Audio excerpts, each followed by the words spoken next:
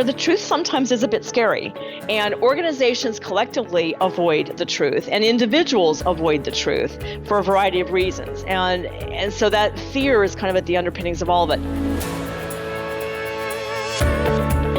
Have you ever been invited to a meeting and wondered why you were there? Well, what about email? Have you ever opened one and wondered why you were copied? Well, my guest today believes that a lack of clarity is the root cause to these issues and many other organizational and individual problems. Her name is Karen Martin, and her book, Clarity First: How Smart Leaders and Organizations Achieve Outstanding Performance, takes a deep look at individual and organizational clarity. Now, on today's show, Karen and I really dig into this clarity topic. We talk about what it is, why you need it, why many of us don't have clarity, and some practical changes we can make today to improve the situation. Now, show notes for this episode, which will include links to everything Karen and I discuss, can be found over at gembapodcast.com. Just look for episode 202. You can also check out Gemba Academy's Lean Learning System over at gembaacademy.com with a fully functional trial. Now, let's get to the show.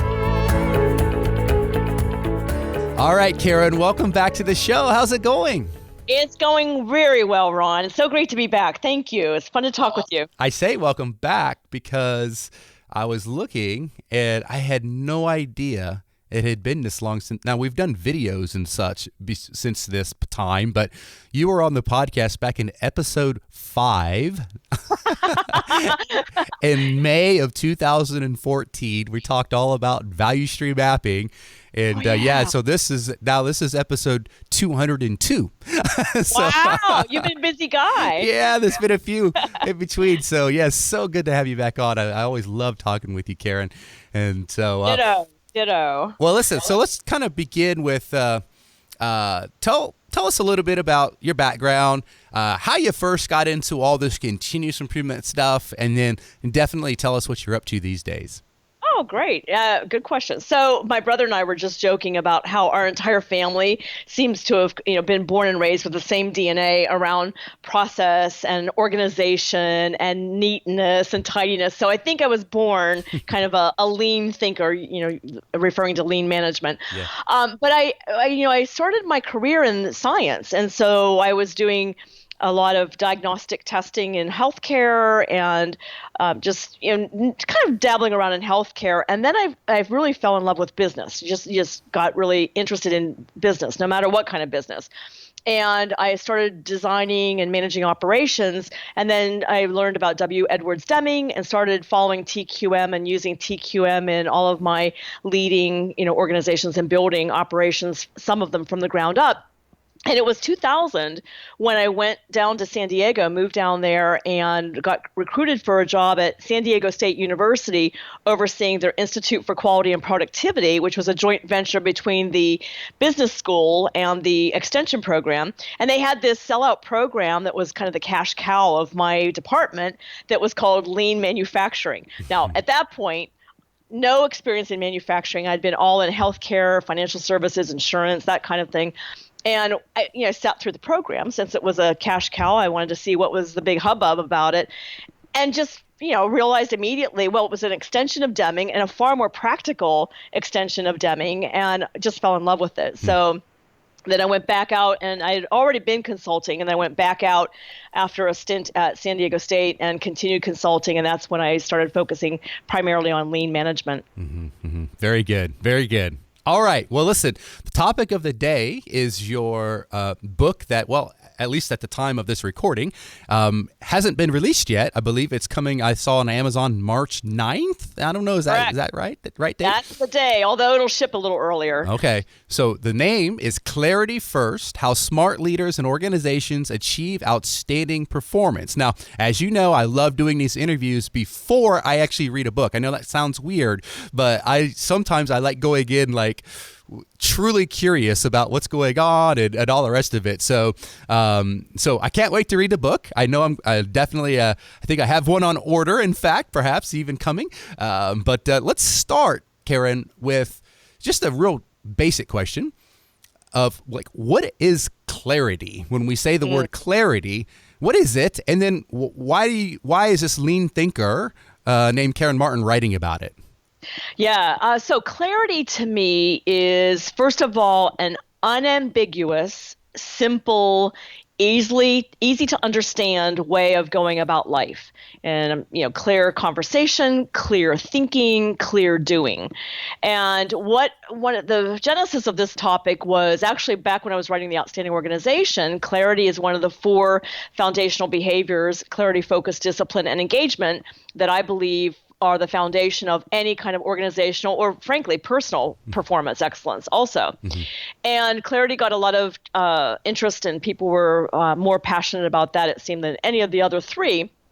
And when I started doing a deep dive into it, I had this big aha that, wow, you know what lean management is? It's all about generating clarity. I mean, every principle, practice, and tool in the lean management, approach, methodology, is about seeking and delivering clarity.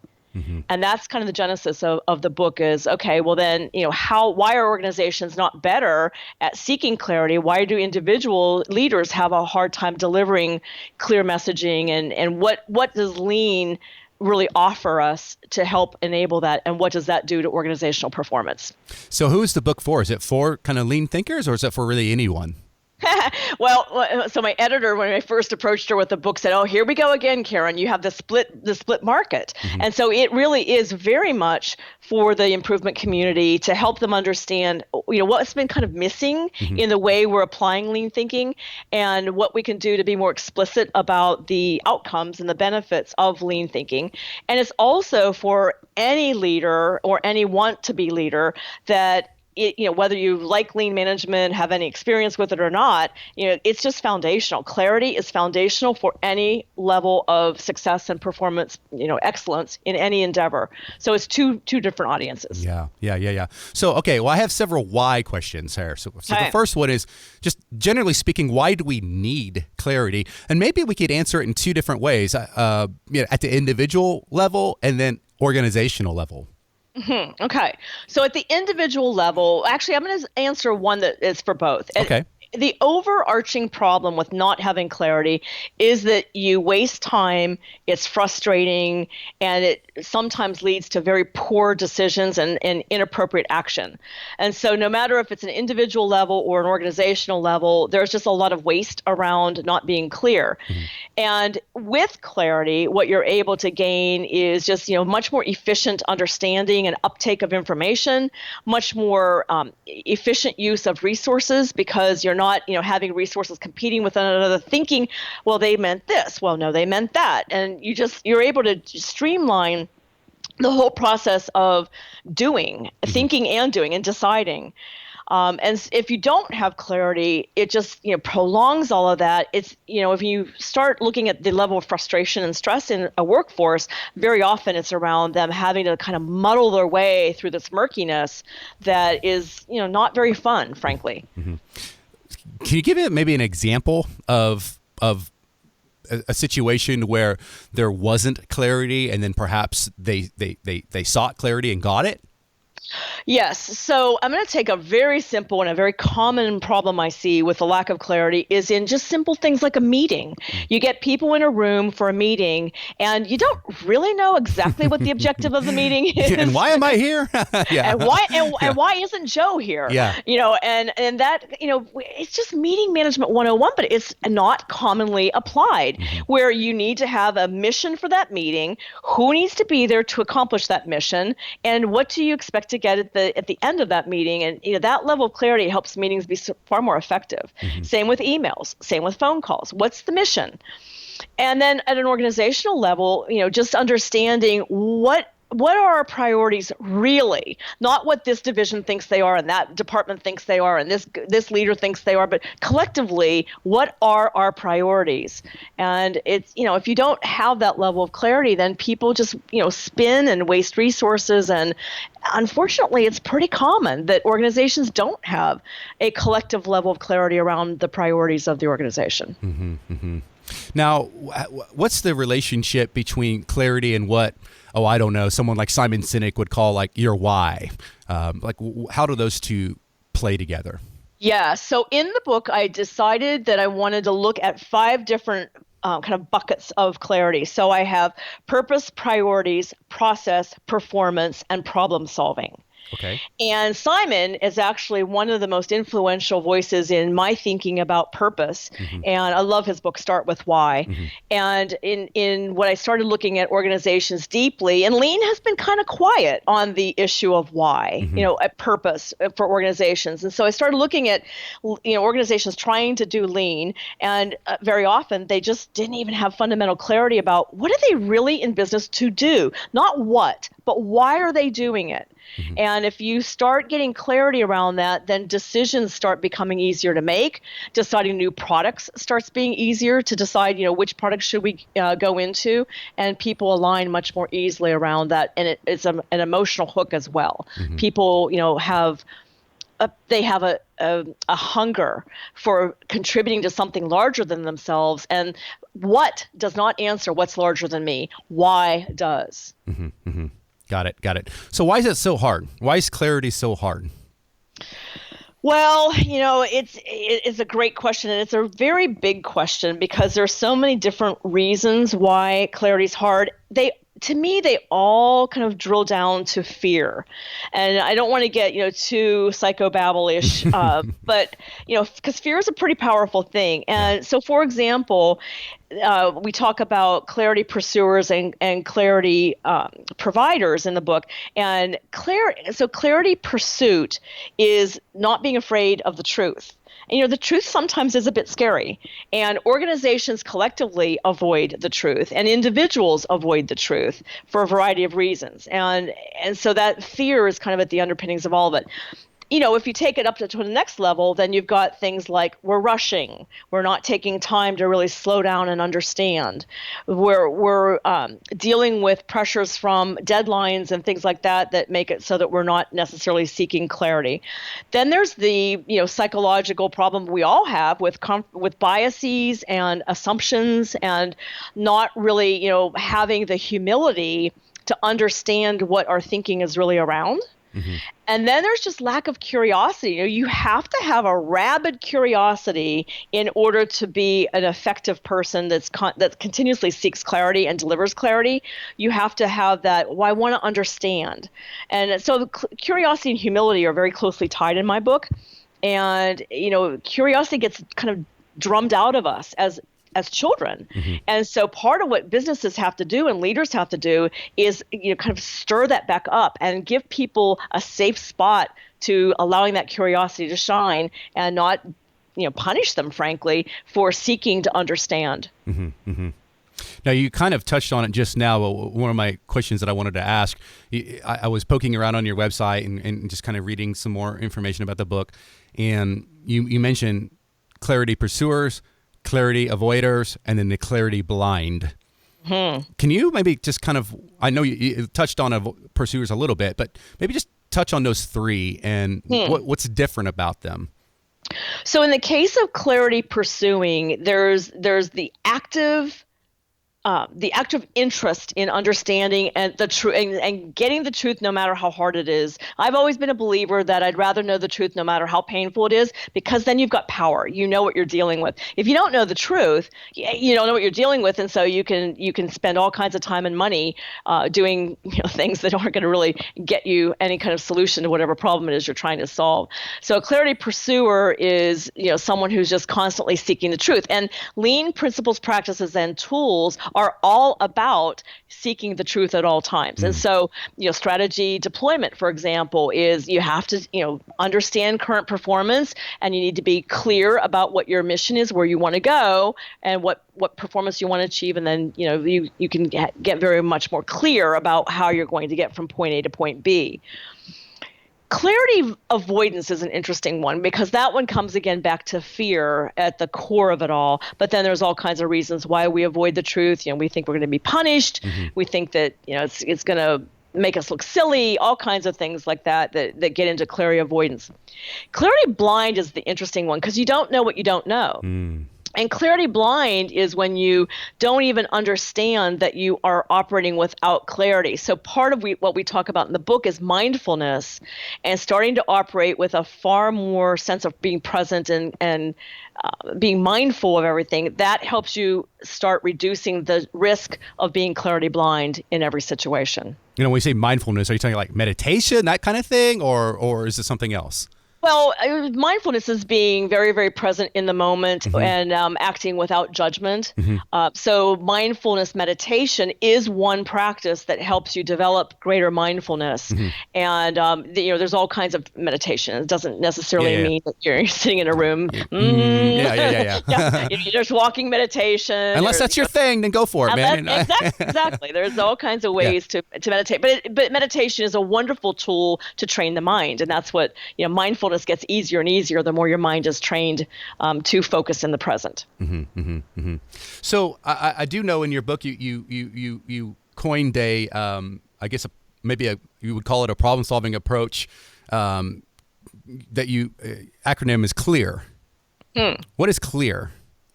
So CLEAR is, I really struggled with what to do with this. Since your audience is primarily improvement professionals, I'm going to kind of go geeky for a moment and talk straight to them. Yeah.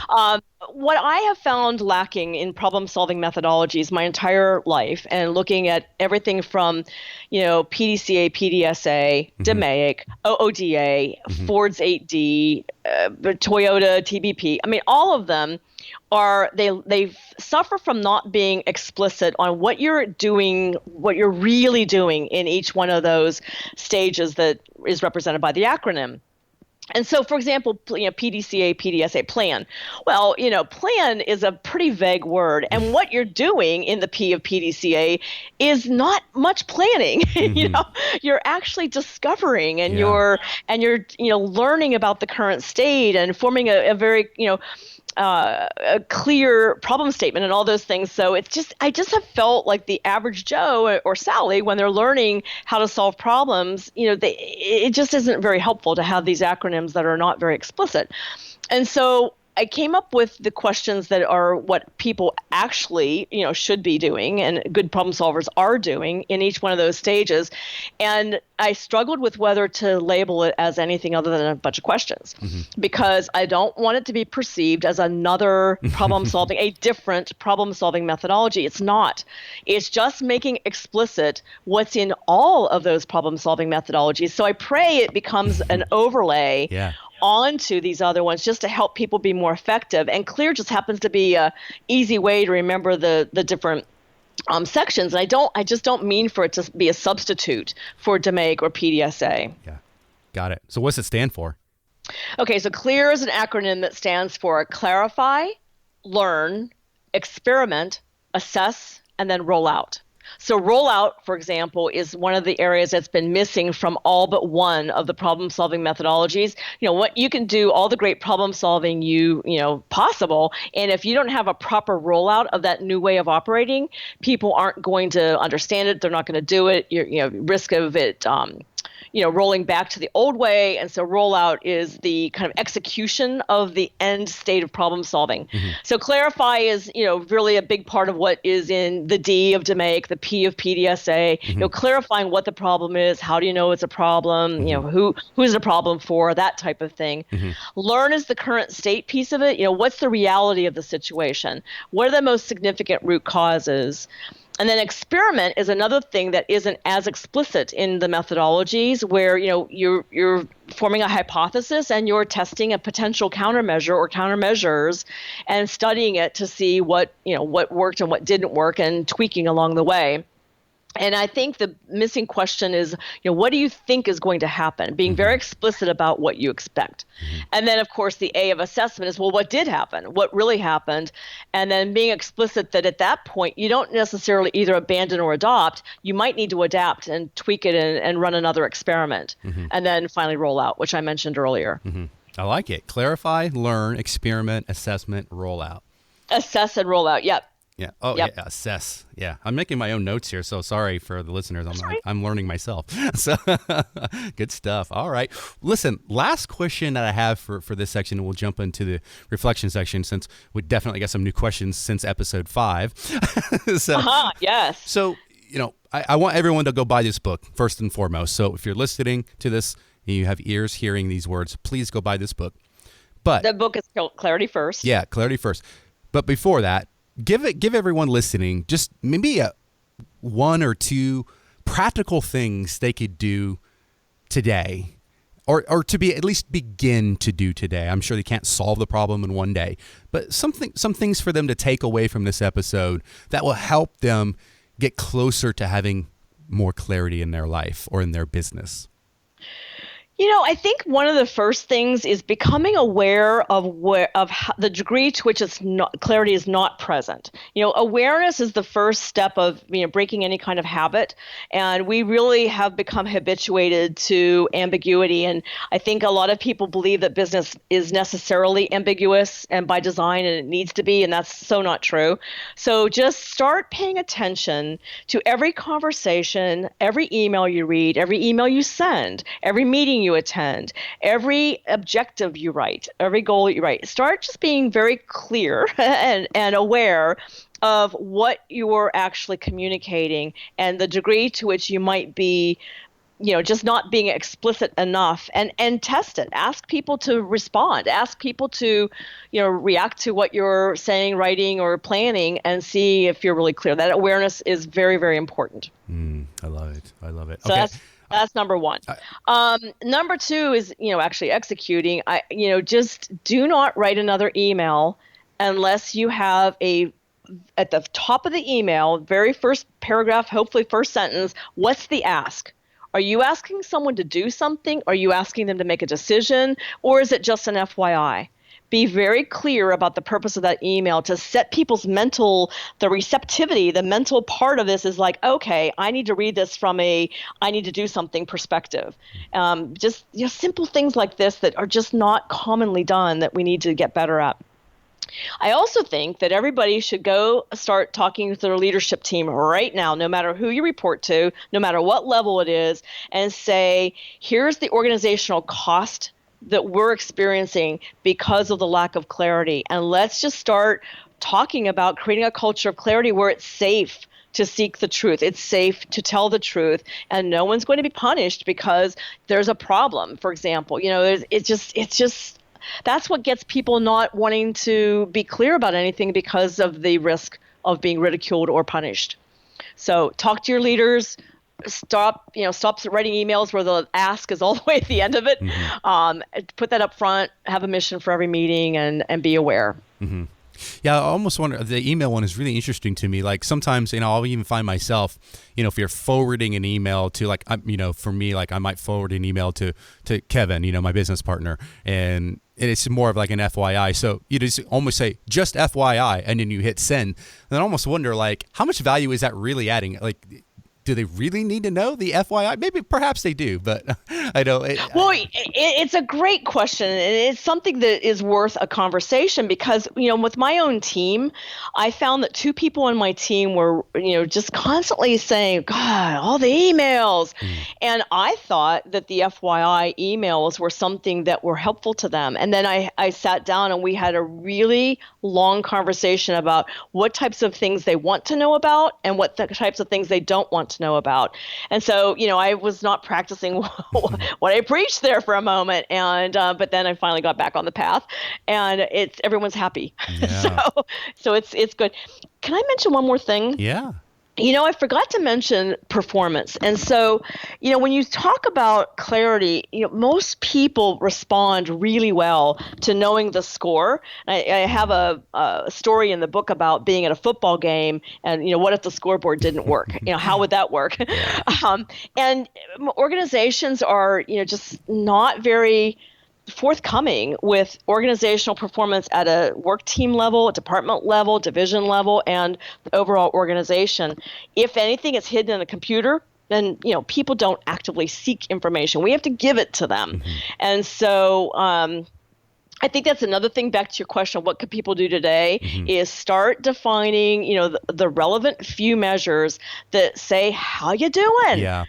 Are you on track or are you off track? And that is really I important. love that. Like one of my favorite questions when I tour a facility is I'll just ask the people like, can you at any moment in time tell me if you guys are winning or losing? Yes, You that's know, a great like right question. now, like, are we winning or are we losing? You know, and Yes. they're like, and a lot of Yeah. times they could be like, no, we're it's tied, you know, you know, they have this visual management over there, or whatever. But yeah, that's what it's all about. Are you winning or are you losing? Yeah, the sports analogy is awesome. How awful would it be to watch a game, football game, basketball game? Imagine coaching, but you didn't know what the score was. Yeah, how are you going to do it? You can't. Well, yeah, and even the players, if you watch I don't watch high school as much anymore, but if you watch college and NFL games, they're watching that scoreboard Yep. a lot. Yep. I mean, a whole lot. They know, what down it is, what, Yep. yard the ball's on, all that stuff. So it's Exactly. it's important. Exactly. Good stuff. All right. So Clarity First. Can't wait for it to come out March 9th, 2018. So let's jump into the reflection section, Karen. So this first one, you're very influential in this lean world, and you've been practicing it for some time now. And I really, really respect your opinion on this. So where do you think just our lean movement in general is going in the future? Hmm. That is a good question. I think we have a impatience and always want the new flavor of the month and flavor of the day. And lean has had pretty long legs. I mean, it's because if you really understand lean, and a lot of people really don't understand lean fully. If you understand lean fully, there's nothing about it that's going to ever become, we don't need to have, we don't need to know what our mission is for the year. We don't need to know how we're performing. I mean, that's just not going to happen. Mhm. And so I think the fundamentals are going to always, it's the new norm that we're now understanding is what helps boost performance. Whether it takes another shape or form, I actually don't think it will on really, but I think people will label it as such. So for example, there's been a lot of criticism in the past years that lean is very light on the issue of innovation. And, so what if you're able to deliver a great product to the marketplace because you've gotten your processes all well wired and all that stuff? If it's not the right product or it's not priced right, then so what? Mhm. Well, it's just that no book has been written, or not many books have been written that are applying what Toyota and W.L. Gore and all the great lean companies. Mhm. Of course, innovation is a part of what they do, and of course they're applying lean thinking to get to the place of excellence in innovation like they are. Mhm. And so I think we've just been silent on some of the aspects of lean. Mhm. So I don't know if it's going to change name. I mean, or change its form much. I think we just need to keep understanding it more deeply, and I don't think we're there yet. I don't Yeah. think we still understand lean fully. Well, and to your point with the whole clarity concept is like so often we lean thinkers, we get all excited about fixing the do or problem solving, but we don't deeply understand the problem. We Right. don't take the time to deeply understand the current state. And because that's not fun, right? Right. That's boring. Right. We want to go fix. Well, you Well, can't fix. it's not only is it not fun, but it's also, I mean, every bias in organizations is against it. Yeah. Because it's like chop chop, we need to know what the problem, what the solution is now. Yep. And I have that saying, go slow to go fast. And that's what clarity seeking and problem solving, requires you to do, is to Yeah. trust that if you slow down and really understand, the execution is going to be much better, and actually your overall time period will be a net gain over having ambiguity Yeah. be, kind of dragging down your problem solving Yeah. efforts. So imagine you could jump into a time machine, Karen, and you could go back in time, anytime, for one day, and you could shadow anyone in the world that you wanted. It could be, I don't know, it could be someone continuous improvement, it could be some president, it could be anything, any person. Who would you go see? And more importantly, what would you want to ask that person? Well, on the improvement side, I think that's a great question. I think there's so many, but I think I'd take it down to Taiichi Ono. I think I'd want to just One thing I've never really understood, he's had this reputation of being really brusque Hmm. and kind of cranky guy. Hmm. And I'd like to see him in actual action because what I always am kind of noodling on is there's respect for people. And I don't believe that respect always means that you're just all, hi, how are Hmm. you? Like, I think Hmm. that you can be direct and a bit brusque at times and actually be more respectful than not. Hmm. But I'd like to see him in action. Like I'd like to understand that kind of fine line between respecting people and getting them to, pushing them to the next level by being brusque. Hmm. I don't know. I just would like to see him in action. Yeah, that'd be cool. That'd be Yeah. cool. What's the best advice you've ever received, Karen? Two things. One, never give up. And actually, the other one is never be afraid of the truth. The Hmm. truth really will set you free. Hmm. And so I never give up, keep going, tenacity kinds of things, and don't be afraid of the truth. Hmm. Hmm. And that last one I actually heard many times. I heard it from a teacher early on. I heard it from an early boss, and I certainly heard it from my mother. Yes, our moms are our best teachers, I think, sometimes. Absolutely. So, last question. What are you most proud of, Karen, as it relates to your work? I think I'm the most proud of being like never wavering from what really matters. And we sometimes forget what we're doing in the improvement community. If you take it to a pretty big level and think about the bigger mission we have, yeah, it's to help, this process get better. Yeah, it's to help this person perform better at work. Yeah, it's to get this organization performing better. But at the end of the day, what we're really doing is we're saving jobs because if organizations do well, then they're not going to succumb to the kind of quick and easy layoff mode that so many do, and it's just so ineffective ultimately. But to do that, and when people come to work, they want to serve and they want to be able to do that with a lot of obstacles. And so by doing the work we do, we're creating this much more fulfilling environment for every individual, which, oh, by the way, happens to be the very essential thing that we have to do to deliver greater value to customers. And that's what it's all about, is solving customer problems and delivering greater value. But it comes from creating a work environment where people can thrive and become the best versions of themselves. And that is what we're doing. And that's important. Awesome. Awesome. All right. Well, so what's 2018 have in store for Karen? Are you going to be up on a big stage anywhere talking, or what do you got going on?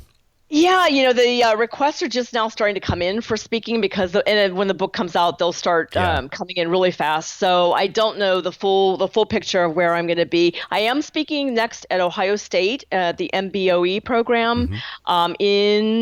is it April? I think it's April. Yeah. I don't even know when I'm speaking.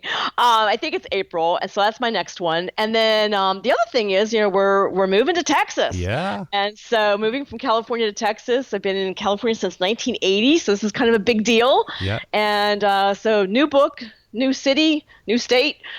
Well, you have a new coffee partner because I'm here in Texas, so we're Yay, going to I do coffee. yeah, I can't wait. Yeah, I can't Yeah. wait to see you in person. It'll be Yeah. great, Ron. Awesome. Awesome. All right. Well, hey, Karen, tell people how they can connect with you and, social media, website, all that kind of stuff.